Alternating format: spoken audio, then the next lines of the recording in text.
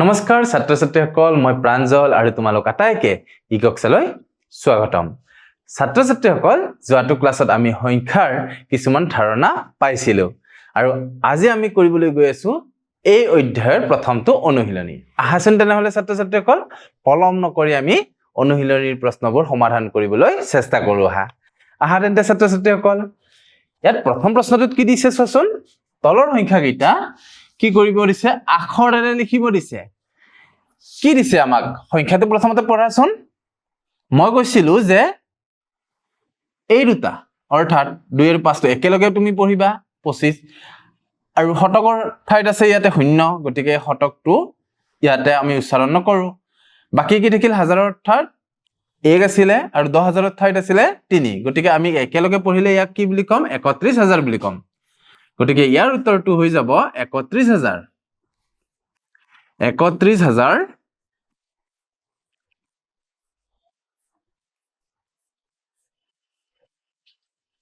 25 31000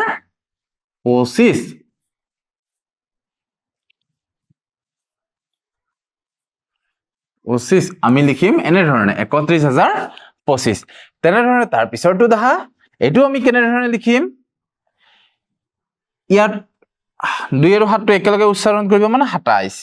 বাকি শতকত আছিল 9 মানে কিমান হৈ গল 927 আৰু 1000 আৰু 10000ৰ স্থানত থকাটো একেলগে আমি 1000 বুলি কম মানে 75000 আমি কেনেকৈ কম এতিয়া 75927 গতিকে ইয়াৰ উত্তৰটো দিম আমি 75000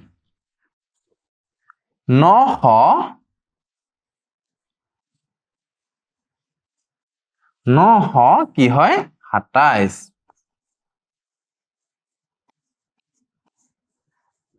তো আমি এনে ধৰণে আমি ইয়াৰ উত্তৰটো দিব পাৰো কি বুলি দিছো 75927 আহা তেন্তে ছাত্ৰ ছাত্ৰীসকল তাৰ পিছৰ প্ৰশ্নটো কৰিবলৈ চেষ্টা কৰো আহা এইবাৰ কি দিছে চোৱা এইবাৰ তলৰ সংখ্যাবোৰ আমাক অংকৰে লিখিব দিছে অংকৰে লিখিব লাগিলে আমি কেনে ধৰণে লিখিম যিটো আখৰেৰে দিয়া আছে তাক আমি সংখ্যাৰে লিখিম অৰ্থাৎ ইয়াত কিমান আছে 12780 780 টো আগতে লিখিলোৱা 780 এনে ধৰণে নিলিখিম নে বাকি কি আছিল 12000 মানে ইয়াত আমি 12 দি দিম আৰু ইয়াতে ভাৰতীয় মান হিচাপত কমা এটা দি দিয়া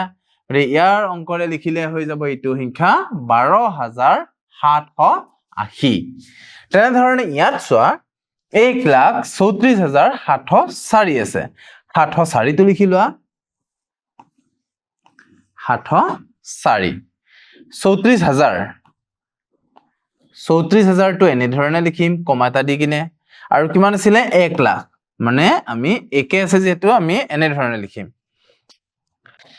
ইংৰাজীত যদি দিয়া কেনে ধৰণে লিখিম 1,34704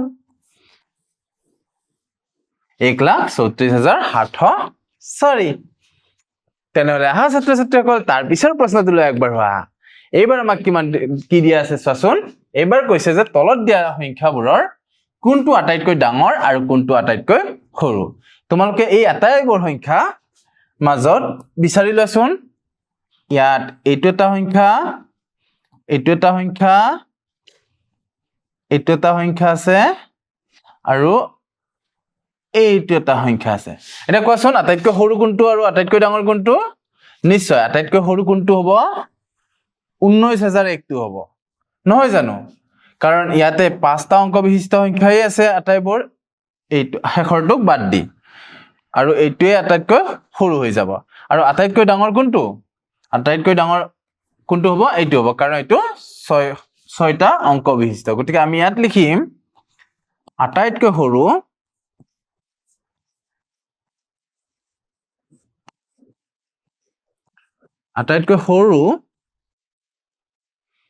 19001 আৰু আটাইতকৈ ডাঙৰ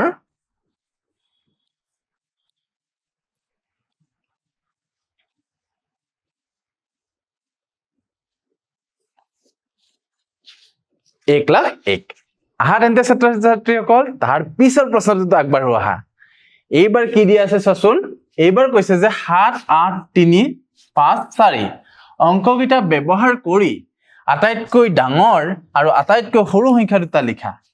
আটাইতকৈ ডাঙৰটো কি হ'ব প্ৰথমতে লিখি লোৱা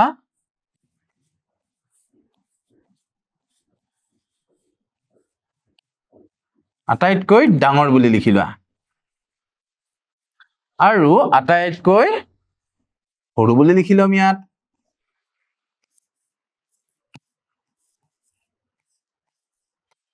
আটাইতকৈ ইয়াত লিখি লম আমি আটাইতকৈ সৰু বুলি এটা চোৱা আটাইতকৈ ডাঙৰ কিমান হ'ব এই অংককেইটাৰে লিখিব পৰা আটাইতকৈ ডাঙৰ অংকটো আছিল 8 8 টো আগত লিখিবা তাৰ পিছত কোনটো আছিল 7 তাৰ পিছত 7 লিখিবা তাৰ পিছত কোনটো আছিল 5 তাৰ পিছত কি লিখিবা 5 তাৰ পিছত কি লিখিবা 4 আৰু তাৰ পিছত কি লিখিবা 3 মানে এইটো সংখ্যাটো কি হৈ গল 87543 হৈ গল ইয়াৰ উত্তৰ তেনে ধৰণে আটাইতকৈ সৰু কোনটো হ'ব ইয়াক উলটাই দিয়া অৰ্থাৎ আটাইতকৈ সৰুটো আগত লিখা তাৰ পিছত 4 তাৰ পিছত 5 তাৰ পিছত 7 তাৰ পিছত 7 আৰু তাৰ পিছত আমি কি লিখিম তাৰ পিছত লিখিম আমি 8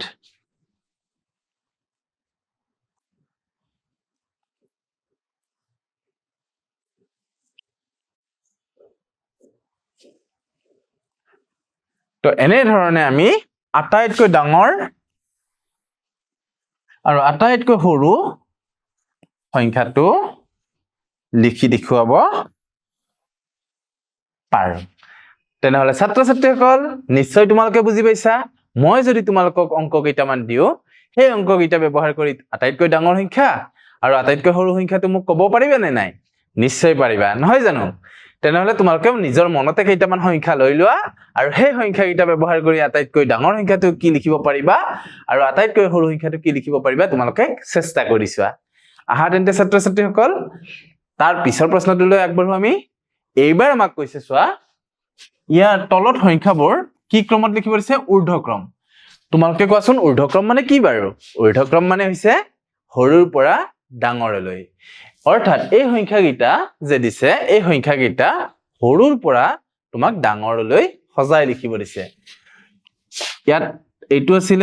96259 এইটো আছিল 20635 এইটো আছিল 96025 আৰু এইটো আছিল 27562 আৰু এইটো আছিল 70025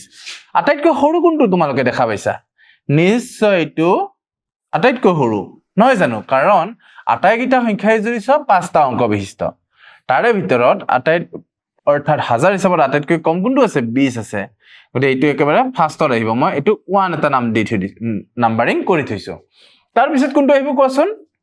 নিশ্চয় এইটো আহিব তো এইটো আমাৰ কিমানত আহিব 2 আহিব তাৰ পিছত কোনটো আহিব তাৰ পিছত আহিব এইটো আহিব তাৰ পিছত ইয়াত 2টাতে 96000 আছে কিন্তু ইয়াত আছিল 259 আৰু ইয়াত আছিল অকল 25 গতিকে কোনটো আহিব 4 নম্বৰত 4 নম্বৰত আহিব এইটো আৰু 5 নম্বৰত আহিব এইটো এটা সংখ্যাকেইটা আমি কেনে ধৰণে লিখিম ঊৰ্ধ্বক্ৰমত সজালে আমি পাম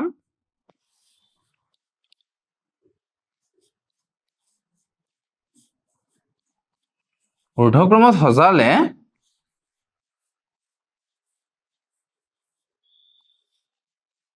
আমি পাম বা পাও কি পাও চোৱাচোন আটাইতকৈ আগতে কোনটো আহিব 20635 তাতকৈ কোনটো ডাঙৰ হ'ব 70025 তাতকৈ কোনটো ডাঙৰ হ'ব 87000 কি হ'ব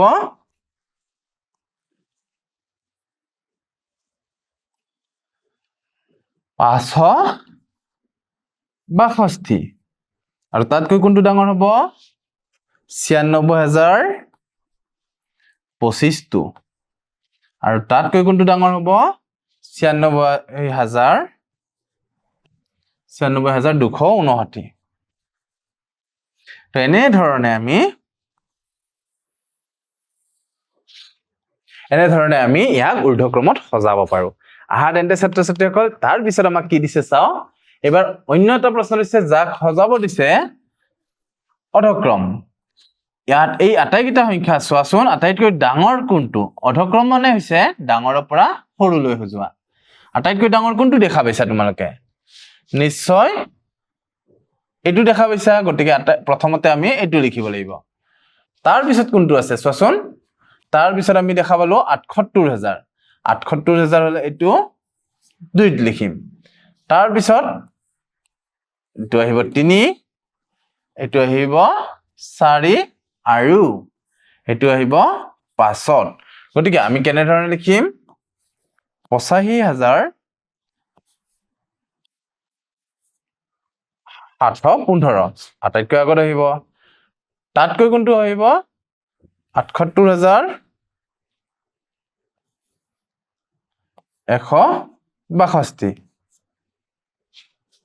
তাৰ পিছত কোনটো আহিব ৭৪,০০০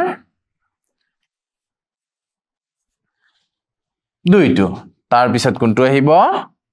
৭৪,০০০ তাৰ পিছত কোনটো আহিব কোৱাচোন ৪ নম্বৰত কোনটো আছিল ৬০,০৩৫ আৰু তাৰ পিছত কোনটো আহিব ৫০,০০০ তো এনে ধৰণে নাপামনে আমি তো এয়া হৈ যাব নিৰ্ণয় অধক্ৰম ইয়াত তোমালোকে লিখি দিবা নিৰ্ণয় অধক্ৰম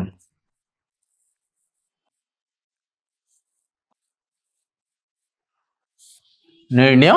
অধক্ৰম আহা তেন্তে ছাত্ৰ ছাত্ৰীসকল তাৰ পিছত আমাক কি প্ৰশ্ন দিছে চাও আৰু কৰিবলৈ চেষ্টা কৰো আহা এইবাৰ চোৱা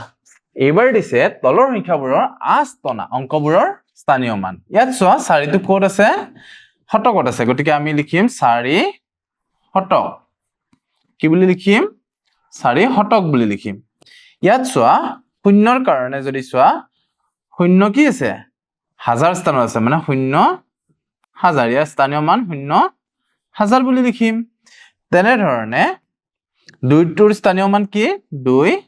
কি আছে একক গতিকে আমি লিখিম ২ একক আৰু ইয়াত চোৱা দুটা আছে তো দুইটা আমি কেনে ধৰণে লিখিম ৭ৰ কাৰণে যদি চোৱা ৭ৰ কাৰণে চোৱা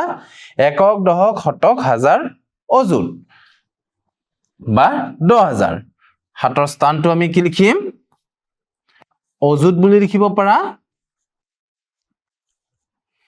১০,০০০টোক আমি অযুত বুলিও কওঁ বা মানে স্থান হিচাপত ১০,০০০ আহে তেনেহলে ছাত্ৰ ছাত্ৰীসকল শূন্য কি আহিব শূন্যটো আহিব শতকত শূন্য কি হ'ব শতক মাজৰ আজডাল তোমালোকে নালাগে দিব ০ শতক এনে ধৰণে আমি ইয়াৰ স্থানীয় মানসমূহ লিখি দেখুৱাব পাৰো তেনেহলে ছাত্ৰ ছাত্ৰীসকল আজিৰ ভিডিঅ'টোত আমি ইমানতে সামৰণি মাৰিছো অহাবাৰ পুনৰ এটি নতুন ভিডিঅ'ৰ সৈতে আমি পুনৰ লগ হ'ম আৰু তেতিয়ালৈ তোমালোকে ভালে থাকা কুশলে থাকা মা দেউতাৰ কথা শুনি থাকা আৰু ভালদৰে অংকবোৰ প্ৰেক্টিছ কৰি থাকা তোমালোক আটাইকে মোৰ ফালৰ পৰা ধন্যবাদ জনাইছো